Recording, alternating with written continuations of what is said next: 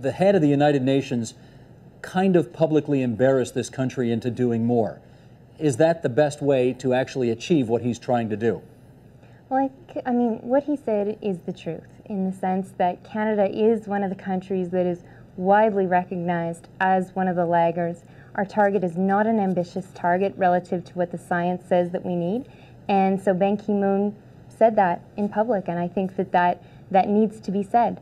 I think we've done the analysis ourselves. We hired some economic modelers to look at, can Canada meet a more ambitious target than the one the government has set? We found it is absolutely possible while increasing our GDP and creating nearly 2 million net new jobs. So I'm fully in agreement that Canada can be more ambitious. Okay, I'm trying hard here not to have a partisan discussion tonight, and Monsieur Dion, you're here in your capacity as the former Environment Minister of the country, and not as a partisan, so to speak. But the Prime Minister did say we get more progress with modest, useful steps, as opposed to these grand treaties, which at the end of the day may not get us to where we want to go. Is that a fair statement on his part? Okay, I would try to avoid to be too partisan. I would say that the target is absolutely needed. Otherwise, politicians will always claim that they are doing something when they are doing nothing. But a target is not enough. You need to have a plan. And the difference between Mr. Obama and Mr. Harper, when we say both of them have a quite weak target, except Mr. Obama is investing 6 times more than Mr. Harper in his last budget, and 14 times more for renewable energy.